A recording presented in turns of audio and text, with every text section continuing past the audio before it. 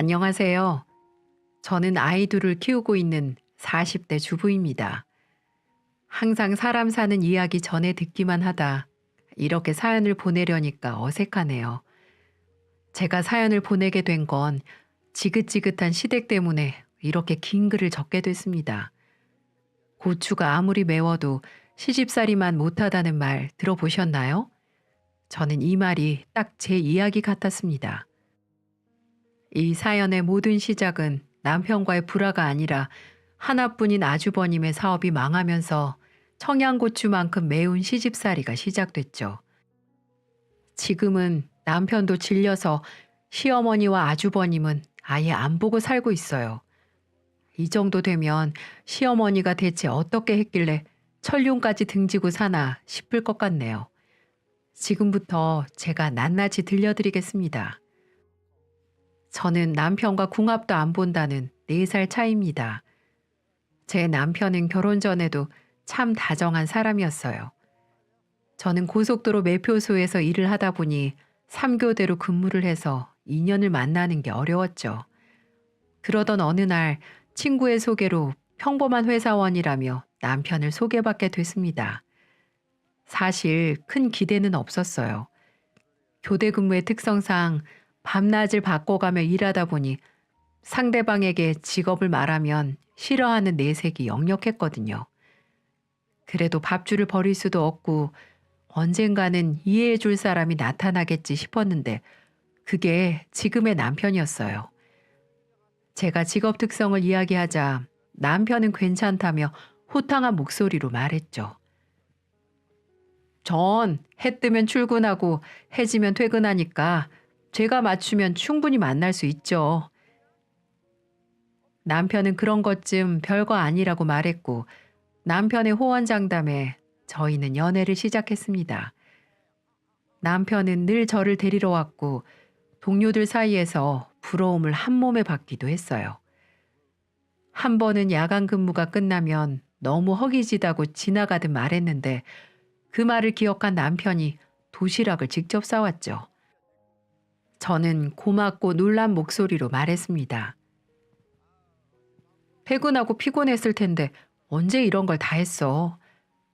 내가 새벽에 일어나서 퇴근 시간에 맞춰서 다 만들었지. 맛있었으면 좋겠다. 냄새부터 너무 맛있어. 진짜 고마워. 주말은 자기도 쉬고 싶었을 텐데 토요일에 새벽같이 일어나서 만들었다고 생각하니까 너무 고마웠죠.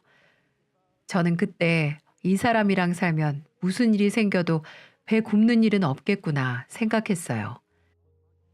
그래서 자연스레 두 사람의 미래를 그리는 계기가 됐습니다. 시댁은 경제적으로 넉넉해서 그런지 집을 사는데도 돈을 절반이나 보태주셨어요. 그래서 제 친정에서도 부족함 없이 보내겠다며 나머지 절반을 도와주셨죠. 저희 결혼 준비는 탄탄대로였습니다. 그렇게 저희는 양가 어른들의 축복 속에 결혼식까지 잘 끝낼 수가 있었습니다. 다정하고 자상한 남편 덕에 저는 결혼 생활이 하루하루 너무 행복했어요. 결혼 초기에는 일을 했었는데 교대 근무가 고단하기도 했지만 퇴근하고 오면 종종 밥을 차려놓는 남편 덕에 힘이 났죠. 그런 저희에게 아이가 생겼고 홀몸이 아닌 저는 일을 그만두게 됐습니다. 아무래도 임신을 하고 교대 근무를 하는 건 어렵더군요. 제가 임신을 했다는 소식에 시댁에 다 같이 모이기로 했던 날이었어요. 아주버님은 당시에 사업이 승승장구하고 있었고 그날도 축하한다며 일을 끝내고 오겠다고 하셨죠. 시댁에 도착하니 어머님이랑 아버님은 저를 반갑게 맞아주셨어요. 홀몸도 아닌데 오는 게 힘들지 않았어? 우리가 갈 걸 그랬나? 아니에요, 어머님. 너무 집에만 있어도 안 좋대요. 오랜만에 남편이랑 외출하는 것 같아서 오히려 좋았어요. 그래, 다행이다. 어서 와서 앉아. 국 다 식겠다. 어머님은 냉장고를 털기라도 한 듯 식탁에 가득 차도록 음식을 해주셨습니다. 첫째를 임신했을 때 입덧이 심하지도 않았고 그래서인지 음식도 잘 먹었죠. 어찌나 밥이 잘 들어가던지 그 모습을 본 아버님도 입맛이 산다며 좋아하셨어요. 둘째 며느리가 이렇게 밥을 맛있게 먹으니까 나도 입맛이 도네. 어머님 음식이 너무 맛있어요. 뭐부터 먹어야 할지 모를 정도라니까요. 제 말에 시댁 어른들은 좋아하셨고 즐거운 식사가 끝날 쯤 아주버님이 들어왔습니다. 딱 봐도 잘 나가는 사업가답게 머리부터 발끝까지 휘황찬란하더군요. 사실 아주버님은 훤칠하고 누가 봐도 호감상이다 싶은 모습이었죠. 사람을 많이 만나다 보니 말도 청산유수처럼 하고 깔끔하게 하고 다니니까 결혼은 안 했어도 늘 여자친구가 있었어요. 회사만 다녀본 저는 개인 사업을 저렇게 성공적으로 이끌어낸 아주버님이 그때는 참 대단해 보였습니다. 이미 밥을 먹고 온 아주버님이 축하한다며 케이크를 사왔고 오랜만에 둘러앉아 이야기꽃을 피웠죠. 어머님은 아주버님을 오랜만에 만나서인지 질문이 많으셨어요. 큰애야, 너는 일 잘 되고 있니?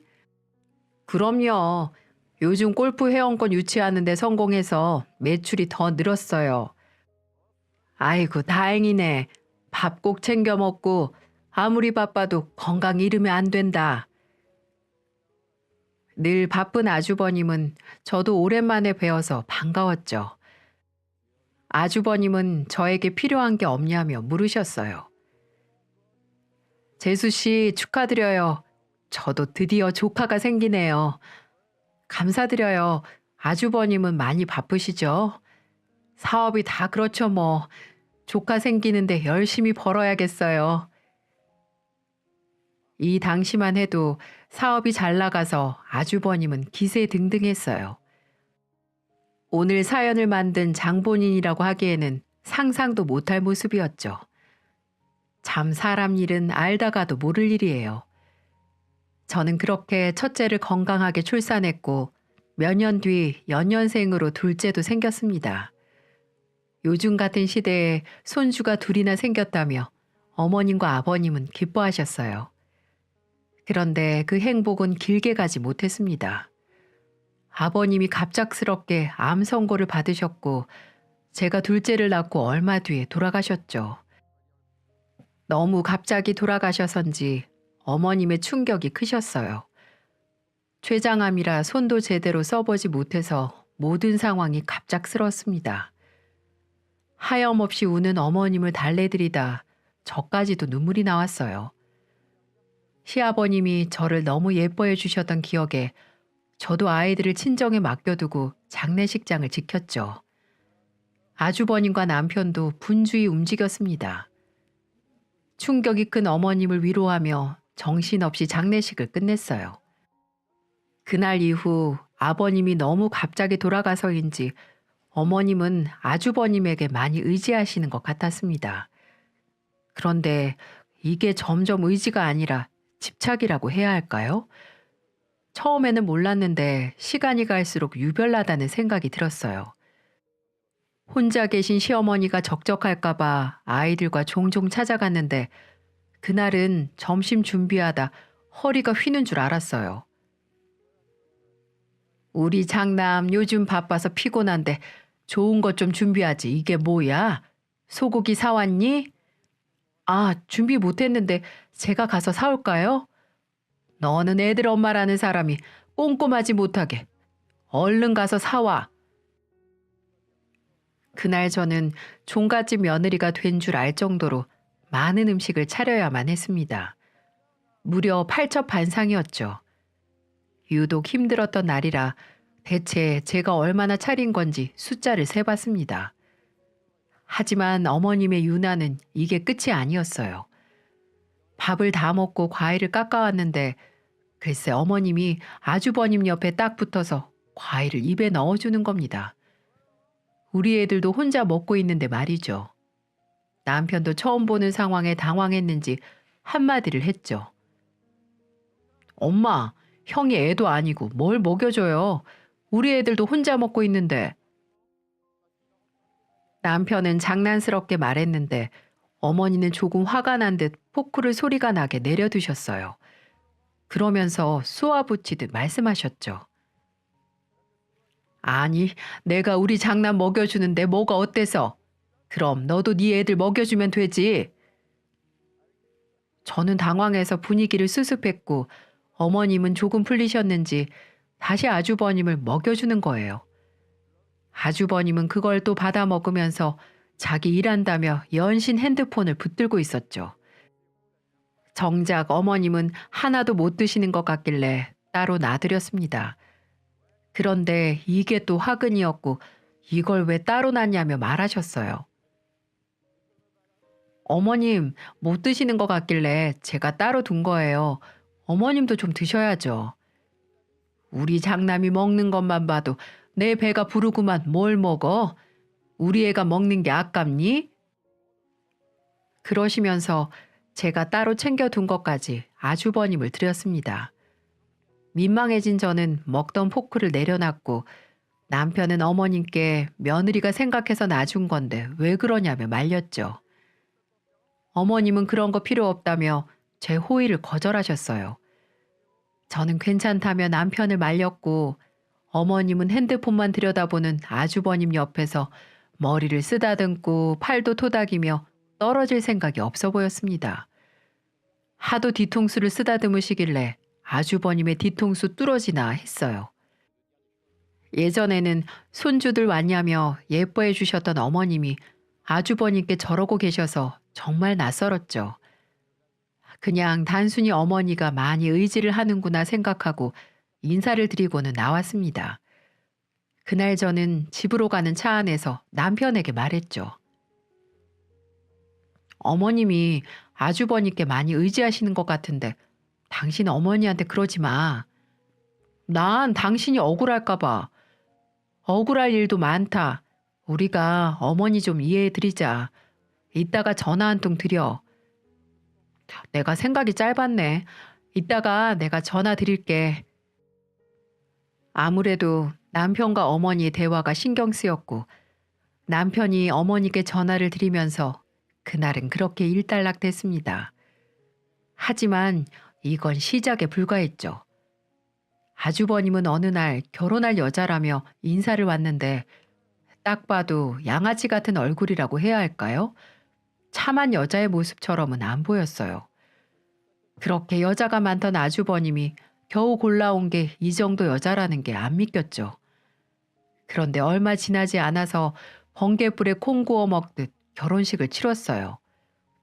임신을 한 것도 아닌데 왜 서두르나 의아했지만 아주버님도 나이가 차서 그런가 보다 했죠. 그렇게 저한테 처음으로 형님이 생긴 거예요. 하지만 냉수도 급하게 먹으면 체한다고 결혼하고 몇 달 지나지도 않았는데 아주버님의 사업이 쫄딱 망해버렸죠. 남편이 형한테 전화를 걸어 알아보니까 아주버님은 망하다 못해 사람한테 제대로 당한 거였어요. 통화를 마친 남편한테 무슨 일이냐고 물었고 자초지종을 설명하는 남편의 말에 다시 한번 놀라고 말았습니다. 아주버님 무슨 일이시래? 멀쩡히 잘하던 사업이 왜 망해? 그게 그 결혼한 여자가 꽃뱀이었나 봐. 사업 자금을 3억이나 들고 튀었대. 아니 결혼한 지 얼마나 됐다고. 아예 작정을 하고 접근한 건가 봐. 해외로 도망가서 잡을 수도 없다나 봐. 인사하러 온 날도 보통 사람처럼은 안 보였는데 세상에 아주버님 등에 칼을 꽂고 달아났더군요. 더 이상의 불행은 없을 줄 알았던 집안에 또 한 번 큰 시련이 오고야 말았죠. 그날 이후로 아주버님은 망가져만 갔어요.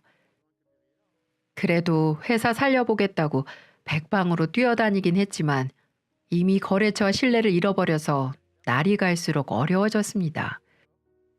계속되는 하락세에 아주버님은 다 잃은 사람처럼 삐뚤어졌어요. 삶의 의지를 잃어가는 아주버님을 어머님이 살뜰히 챙기셨습니다. 술이 날로 늘어가는 아주버님 곁을 지키며 어머님이 같이 버틴 거죠. 그런 어머님의 정성이 통했는지 아주버님은 사업을 접고 일반 직장에 취업을 했습니다. 망해가는 배에서 하루라도 빨리 나오길 바랬는데 취업을 한다고 하니 이보다 반가운 소식이 어디 있겠어요. 어머님도 좀 편해지시겠다 싶어서 안심했던 것 같습니다. 저는 아주버님이 출근한다는 소식에 깔끔한 옷을 사서 찾아갔죠. 오랜만에 본 아주버님 얼굴이 많이 야위었더군요.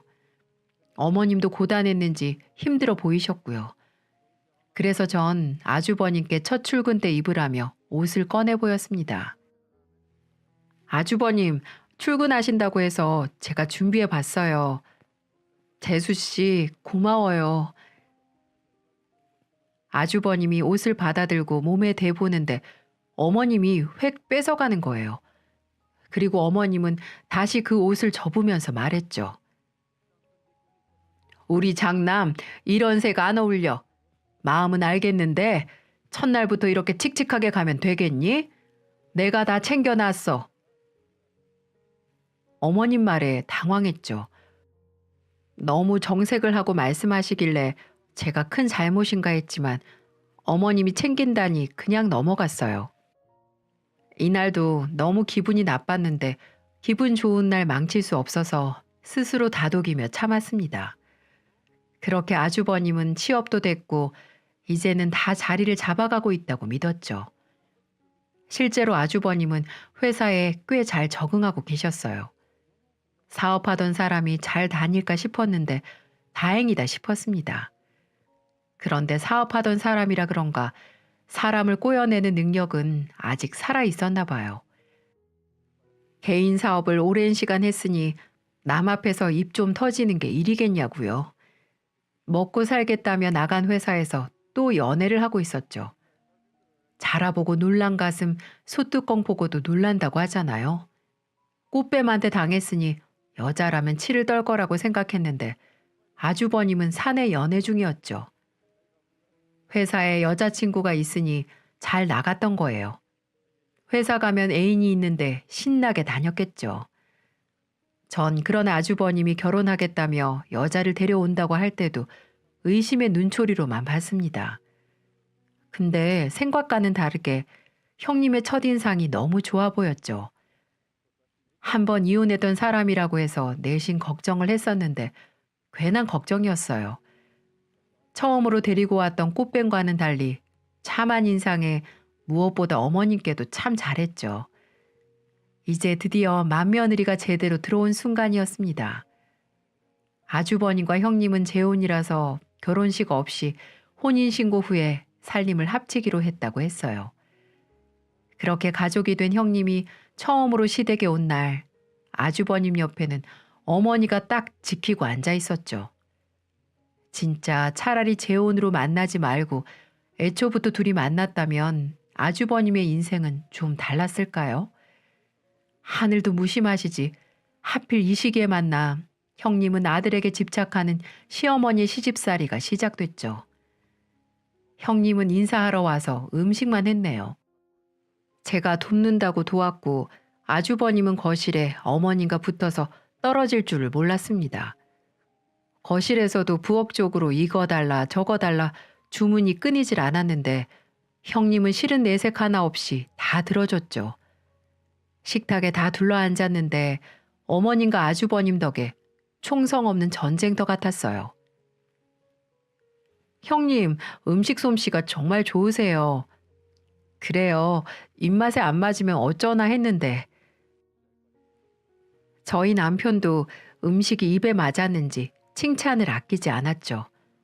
그런데 어머님이 뭐라는 줄 아세요?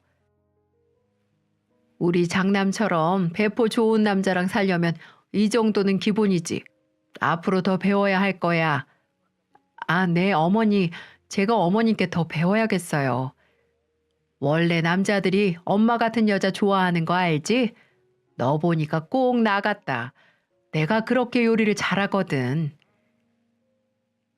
참 기가 막혔죠. 형님을 두고 엄마 같은 여자라뇨. 듣고도 제 귀를 의심했고 시어머니는 묘하게 형님을 경계하는 것 같았습니다. 저는 그저 기분 탓일 거라고 생각했어요. 형님도 어색하게 대화를 돌렸죠. 그런데 어머님이 저렇게 아주버님을 위할수록 아주버님의 만행은 끝을 모르게 막장으로 향했습니다. 잘 다니던 회사를 때려치겠다고 선언하면서 지옥이 시작됐어요. 이유도 참 웃겨요. 가장이 됐으면 힘들어도 버텨야지 지겹다고 못 다니겠다는 겁니다. 그러면서 한다는 소리가 기가 차지도 않아요. 내가 진짜 좋은 사업 아이템을 알게 됐는데 엄마가 돈 좀 빌려줘. 얼마나 확실한 건데 그냥 회사 다니지. 엄마 장난 못 믿어? 나 예전에 잘 나갔잖아. 그걸로 10년 넘게 먹고 살았는데 더 믿어봐. 그래, 내가 장남 안 믿으면 누구 믿고 살겠니? 내가 해줄게. 아주버님은 꼭 성공하겠다며 어머님께 2억이나 받아갔어요. 어머님이 저렇게 큰 돈이 어디서 났나 했는데 아버님의 사망보험금이었죠.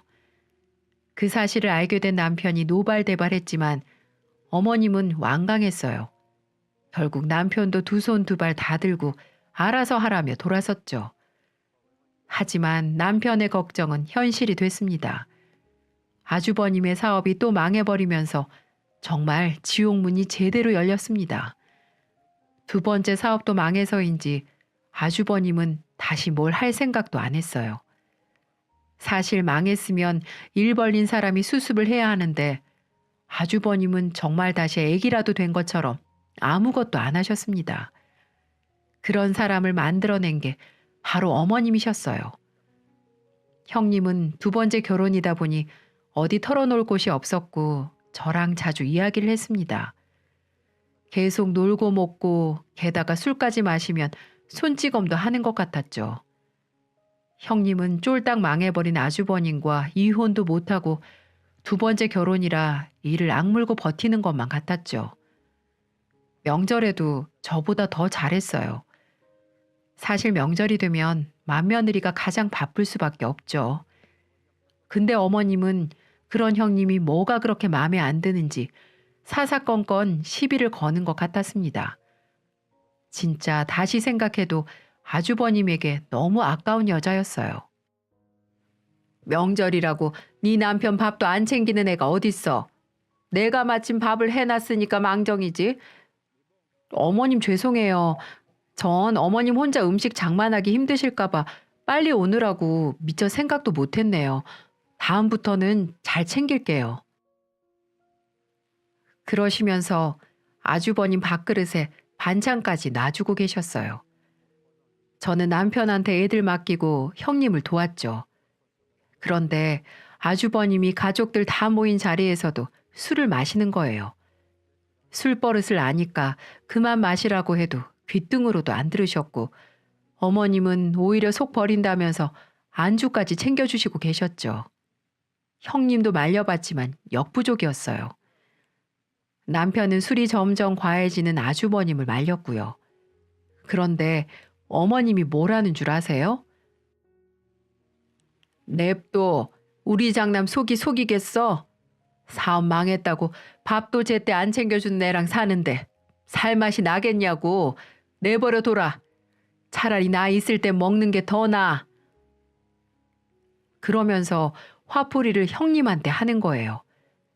이게 무슨 말도 안 되는 상황인가 싶지 않나요? 아무리 내 아들 귀하다지만 논팽이처럼 놀고 먹는 자기 아들 먹여 살리고 있는 사람이 형님인데 무슨 죄가 있겠어요. 저는 말없이 형님의 손을 잡아줬고 남편은 어머님의 태도에 화가 좀 난 듯 말했습니다. 엄마가 형을 좀 타일러야지. 가족들 다 모인 자리에서 저렇게 술을 마시면 어떡해? 형이 술버릇이라도 없으면 몰라. 목소리 점점 커지잖아. 너 요즘 사사건건 형한테 대드는 것 같다. 내가 말 안 하려고 했는데 네 형 눈치 주지 마. 저 불쌍한 애가 무슨 죄가 있니? 이렇게 감사고만 도니까 형수님이 밖에서 고생해서 번 돈으로 저렇게 놀고 먹고 있는 거 아니야? 사무실에서 키보드 두드리는 게 뭐가 힘들어서 누가 막노동을 하는 것도 아니고 이럴 거면 너네들 다 가. 우리 장남 요새 스트레스 받아서 편하게 좀 쉬게. 이 상황에 속이 썩어 문드러지는 사람은 형님일 텐데 끝까지 자기 아들 속 썩는다며 나가라는 거예요. 아니, 놀고 먹는 사람이 뭐가 힘들고 뭐가 그렇게 속상해서 술을 마시나 도무지 이해할 수가 없었죠. 돈이 없으면 돈을 벌러 나가야 답이 나오지. 집구석에서 술 마신다고 하늘에서 돈이 떨어지겠냐고요. 저는 참다 못해 아주버님 술이 과해지는 것 같아서 애들을 데리고 나오면서 형님한테도 일단 나가자고 했죠.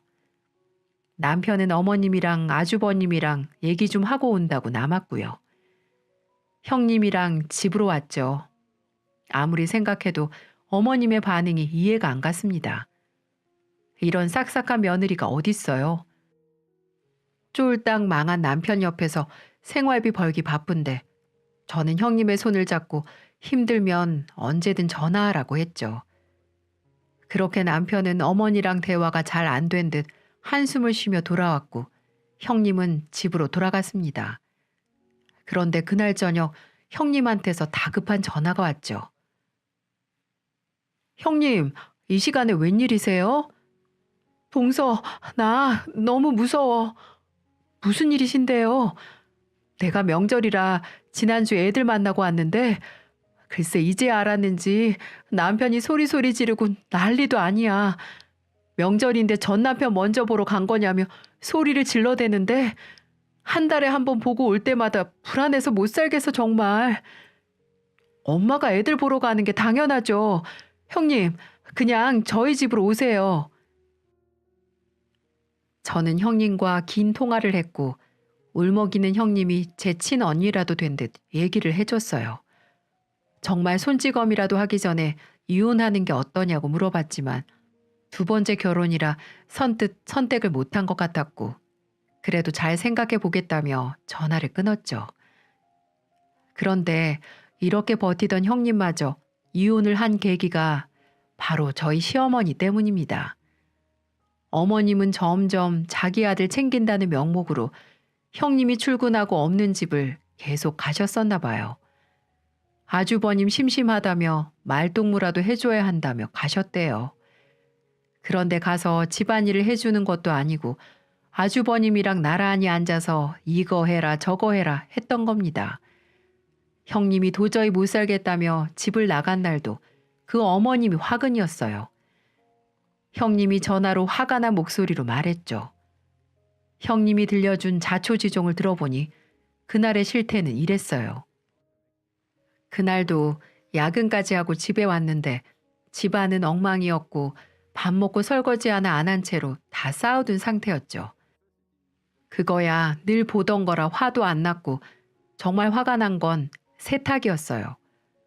아침에 출근하면서 세탁기에 있는 빨래 돌려서 널어달라고 부탁을 했는데 세탁기를 열어보니 빨래만 가득 들어있고 전혀 세탁을 안 한 거예요. 늦은 시간에 돌릴 수도 없고 아주버님한테 따져 물으니까 어머님이 벌떡 일어나서 형님한테 큰 소리를 치셨다고 했죠. 우리 아들이 왜 빨래를 널어? 하루 종일 사무실에서 고작 컴퓨터만 두드리던 네가 하면 좀 덧나니? 어머니, 저 일하다 온 거예요. 세탁기 버튼만 누르면 돌아가는데 그것도 못한다는 게 말이 된다고 생각하세요? 네가 이제 본성이 나오는구나. 너 나 없으면 우리 아들 돈 못 번다고 구박하지? 그러니까 시어머니가 와도 이렇게 당당하게 일을 시키지. 그러면서 빨랫더미를 형님 앞에 다 쏟아버리더니 어머님은 손빨래를 하라며 난리를 치신 거예요. 우리 아들의 속옷은 손빨래에서 입혀서 키웠다는 거였죠. 더 이상 참을 수 없던 형님은 어머님께 소리를 질렀다고 하네요. 어머니, 저 더 이상은 못 살겠어요. 그냥 평생 어머님이 데리고 사세요. 저 사람 아직 사람도 안 됐어요. 제가 2번 이혼하고 평생 혼자 살더라도 이 짓거리는 더 이상은 못하겠네요. 어머님께 다시 돌려드릴게요. 평생 팬티 손으로 빨아 입히면서 사람 한번 만들어 보세요. 그렇게 형님은 어머님께 그동안 쌓였던 말을 쏟아냈고 시원하게 갈라섰어요. 저도 차라리 이게 낫다 싶었습니다. 귀한 남의 집 딸 데려다가 이게 무슨 고생인가 싶었죠. 이 정도 되면 정신 차릴 법도 한데 형님 말처럼 아주버님은 사람이 아니었어요. 기생충이라고 표현하는 게 더 어울리겠다 싶었죠. 집에서 놀고 있는 아들을 얼마나 끔찍하게 생각하는지 날이 갈수록 아주버님이 스스로 뭐라도 하면 하늘이 무너지는 것처럼 노발대발 하셨어요.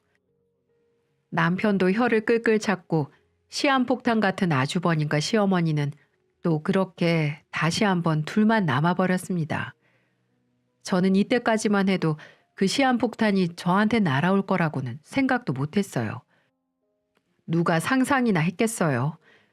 보통 이혼을 2번이나 했으면 스스로 정신 차릴 때도 되지 않았나요?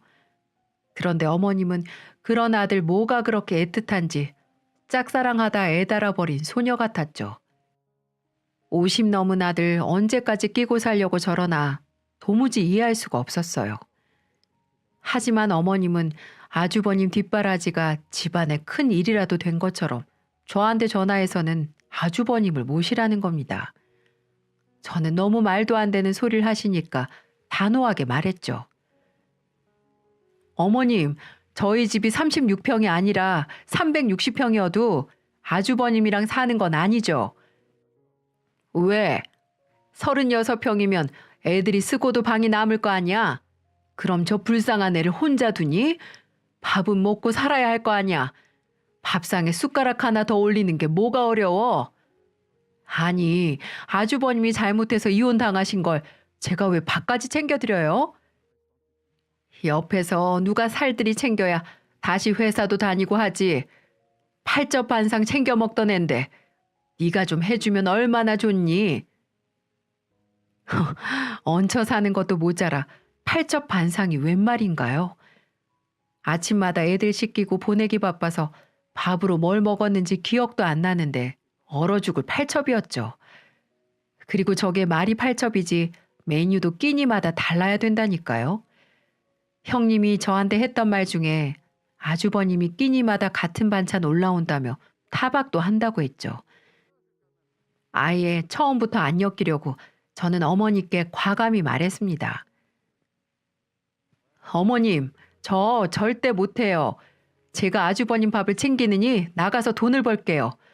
애들 친정에 맡기고 나가서 돈 벌어서 저축하면 남는 거라도 있지. 아주버님은 절대 못해요. 그렇게 저는 전화를 끊어버렸어요. 전화를 끊고도 가슴이 진정이 안 되고 요동을 쳤죠. 살다 살다 아주버님을 모시고 살라니. 그렇게 생각도 못 해본 일을 당하고 나니까 억울해서 남편을 붙들고 말했습니다. 어머님이 오늘 나한테 전화해서 아주버님을 모시고 살래. 나 절대 못해. 아주버님 우리 집 오시면 나 애들 데리고 친정 갈 거야. 당신이 어머님한테 제대로 말씀드려. 퇴근하고 온 남편한테 그렇게까지 말하고 싶진 않았지만 저는 한시가 급했어요. 금방이라도 어머님이 아주버님을 데리고 올 것 같았죠. 남편은 어머님께 전화를 했고 긴 통화를 한 뒤 피곤한 얼굴로 거실로 나왔습니다. 어떻게 됐냐며 저는 되물었어요. 걱정 마 당신. 엄마한테 그냥 둘이 살라고 했어. 찾아오지 않을 거야. 정말 나 상상도 못했어. 애들도 있는데 아주버님까지 어떻게 챙겨. 그래서 나도 말했어. 형이 술을 자꾸 마시는데 애들이랑 지내는 건 안 될 것 같다고 했어. 당신도 너무 신경 쓰지 말고 쉬어. 저는 남편이 이렇게 말해줘서 다 끝이 난 줄 알았습니다.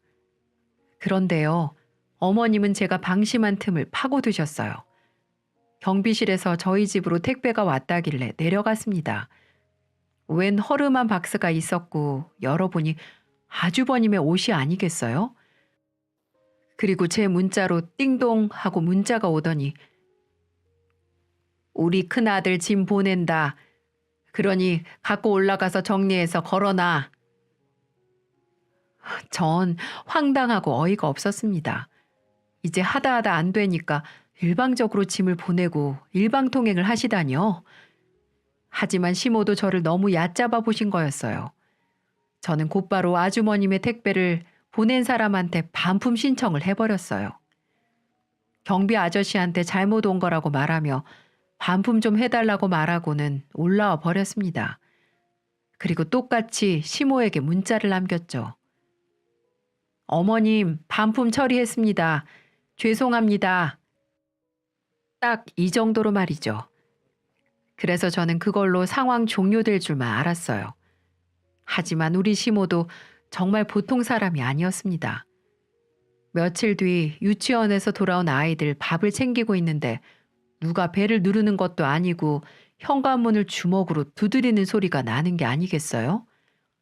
일단 애들은 주방 쪽에 있으라고 하고 인터폰을 켜봤는데 어머님 얼굴이 대문짝만한 게 보이는 거 있죠? 화가 잔뜩 난 얼굴로 문 열라며 소리까지 고성방가를 내시더군요. 저는 하도 동네 창피해서 문을 얼른 열어드렸습니다. 그런데 글쎄 어머님이 문이 열린과 동시에 신발을 신고 거실까지 들어오는 거예요. 어머님, 뭐 하시는 거예요? 신발을 신고 들어오시면 어떡해요?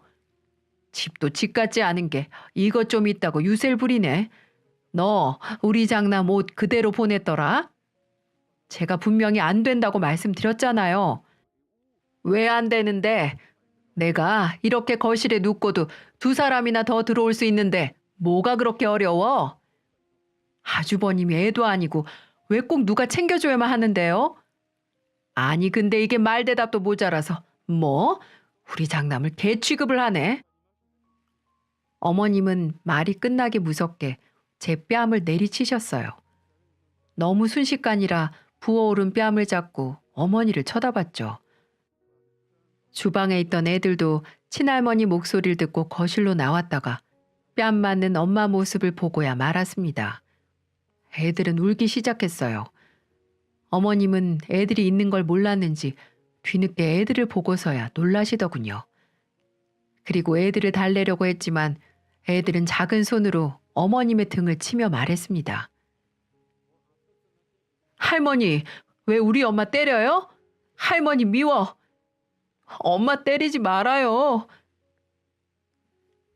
애들은 엄마를 때리지 말라며 어머님의 등을 고사리 같은 손으로 치고 있었고 어머님은 어쩔 줄 몰라 했어요. 전 애들 앞에서 이런 일이 벌어진 게 화가 났고 경찰을 불렀죠. 잘못하면 경찰 아저씨한테 잡혀간다고 애들한테 가르쳤는데 제대로 보여줬네요. 거기 경찰이죠? 제가 지금 가정폭력을 당했거든요. 시어머니한테요.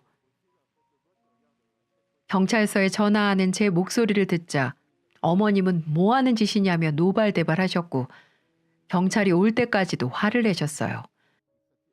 결국 경찰까지 불렀고 뒤이어 남편도 들어왔죠. 어르신, 요즘이 어느 세상인데 며느리 뺨을 쳐요. 며느리가 신고해서 합의해야만 끝나요. 며느리년이 아들을 개 취급하는데 내가 어떻게 가만히 있어. 저 절대 합의 안 할 거고요. 접근 금지시켜주세요. 어머님은 끝까지 제 탓을 했고 남편은 상황을 수습하려고 자초지종을 경찰에게 설명했습니다. 남편은 신발까지 신고 거실 한가운데서 화를 내고 있는 어머님을 보자 화를 냈어요. 엄마, 정말 왜 이러세요? 제가 그만하라고 말씀드렸잖아요. 너까지 이러면 네 형은 어떻게 살라고. 그 정도 했으면 혼자 자립해야죠. 50 넘은 아들 언제까지 품 안에서 키우려고 하세요? 네가 한 번만 형 좀 불쌍하게 생각해서 좀 받아줘. 아니요. 저 이제 못하겠어요. 중간에서 제 말 들어주지도 않는 엄마한테 말하는 거 힘들고요. 아빠 사망보험금까지 가져가서 털어먹은 형 꼴도 보기 싫어요. 백수 아들 데리고 평생 사세요. 남편은 그렇게 말하고 어머님을 모시고 나갔어요. 어머님은 끝까지 안 나가려고 하셨고 그런 어머님을 경찰들이 끌고 나갔죠. 경찰과 어머님이 나가자 애들이 다가와서 빨갛게 부어오른 제 볼을 만져줬고 저는 놀랬을 아이들을 안아줬습니다. 제가 왜 이런 일까지 당하나 눈물이 찔끔 나더라고요. 그래도 애들 앞이라 꾹 참았죠. 그 이후로 남편은 어머니께 찾아가지 않았어요. 한동안 아예 발길을 끊었죠. 처음에는 나 때문에 괜히 사이가 멀어진 것 같아서 미안했습니다. 그런데 시간이 좀 지나고 남편이 충격적인 말을 제게 꺼내더군요. 여보, 형 지금 암에 걸렸다는데 그동안 계속 일도 안 나가고 술만 먹고 살았나 봐. 결국 몸이 망가져 버렸나 봐. 엄마가 울면서 전화 왔더라고. 뭐? 어쩌다가? 아유, 어떡해? 당신이라도 가봐야 되는 거 아니야? 그럼 어머님이 아주버님 돌보시는 거야? 그런가 봐. 나도 신경 쓰여서 전화를 했더니 내 탓을 하시더라. 그때 받아줬으면 이렇게 안 아팠을 거래. 무슨 그런 말이 다 있어. 술, 담배를 그렇게 하는데 건강한 게 이상하지. 그래서 그냥 둘이 알아서 해보라고 전화 끊어버렸어. 어머님은 끝까지 저희 부부를 탓하셨어요. 어쩜 그렇게 아주버님 일에는 온 세상 천지가 다 원흉이라고 생각하시는 건지 정말 답답하기만 했습니다. 다행히도 간암 초기에 발견돼 잘만 치료하면 완치가 될 수 있다고 하더군요. 어떻게 보면 어머님도 지지리도 복도 없는 것 같네요. 그렇게 애지중지했던 장남이 인생에 실패하고 암까지 걸리게 됐고 이제 말년에 큰아들까지 챙겨야 하니 얼마나 힘드시겠어요. 조금만 우리에게 살갑게 대해주시고 잘해주셨으면 얼마나 좋았을까 이런 생각도 들더군요. 그리고 그 좋았던 형님도 버티지 못하고 나가셨는데 누가 버티겠어요? 그냥 혼자 살던지 아니면 정신 차리는 수밖에 없는데 아주버님은 평생 정신 못 차릴 것 같습니다. 얼마 전에 형님에게 전화가 왔는데 저는 아주버님의 철면피에 박수를 칠 뻔했어요. 반가운 번호가 떠서 얼른 받았죠. 형님, 형님이 웬일이세요? 잘 지내시죠? 목소리가 편안해 보여요. 나 너무 잘 지내. 그놈한테 떨어진 온 세상이 내 세상 같더라니까. 근데 다름이 아니라 얼마 전에 백수건달한테 전화 왔더라. 네? 저희 아주버님이요? 나한테 자기가 잘못했대. 그러면서 자기가 암에 걸렸다고 같이 좀 살자는데 나 기가 막혀서 또 지 엄마가 시켜서 전화한 것 같더라. 옆에서 이렇게 말해봐라 저렇게 말해봐라 하는데 그냥 어이가 없어서 다시는 전화하지 말라고 하고 그냥 끊어버렸어. 그리고 아예 번호를 차단해버렸지. 세상에 병수발 해달라고 전화한 거예요? 그러니까 아주버님은 있을 때 좀 잘하시지. 그러면 형님하고도 계속 가족으로 지낼 수 있었으니 얼마나 좋아요. 뭐 어쩌겠어요. 자업자득이죠. 그냥 아주버님만 보면 제발 정신 좀 차리셨으면 좋겠어요. 형님은 제 말을 듣더니 한숨을 푹 쉬시면서 잘 지내라고 하고 전화를 끊으셨습니다. 본인도 가슴 아프고 답답하셨겠죠. 조금이라도 걱정되니까 저한테 전화해서 시댁의 상황을 알아보기 위해 전화를 했는지도 모릅니다. 하지만 이미 엎질러진 물 주워 담을 수도 없고 어쩌겠어요. 버스는 저만치 이미 떠나가 버렸는걸요. 그래서 지금은 우리 가정을 위해 살아가고 있답니다. 남편은 마음이 조금 풀렸는지 시댁에 한 번씩 다녀오고 있어요. 그래도 자식이니 자식돌이는 하면서 살라고 했습니다. 저하고는 피 한 방울 섞이지 않았지만 남편은 이 세상에 하나뿐인 어머니니까요. 그래서 애들하고 남편은 시댁에 종종 보내고 있어요. 하지만 저는 아직 시모에 대한 트라우마 때문인지 쉽지가 않네요. 아직 제 마음이 상처에서 벗어나려면 많은 시간이 필요할 것 같습니다. 저를 욕하실 분들도 있으시겠지만 이거 안 당해 본 사람은 모릅니다. 얼마나 상처를 받고 아픈지요. 어머니를 보면서 이 사회로 나와서 자립할 수 있게 적당히 놔주는 것도 부모의 역할이라는 생각이 들었습니다. 말을 우물까지 끌고 올 순 있어도 물 마시게 하는 건 스스로 해야죠. 이까지 벌려서 강제로 먹이는 건 부모의 역할이 아니죠. 자식들 시집장가 보내면 놓아주는 것도 사랑이라는 말이 있는데 현명한 부모라면 잘 살 수 있게 뒤에서 지켜봐주고 즐거운 노후를 보내시면 좋겠어요. 평소에 제가 즐겨 듣던 곳에 이렇게 사연을 보내니까 어색했는데 쓰다 보니까 길어졌네요. 긴 사연 들어주셔서 감사합니다. 구독자분들은 늘 좋은 일만 가득하길 바랄게요.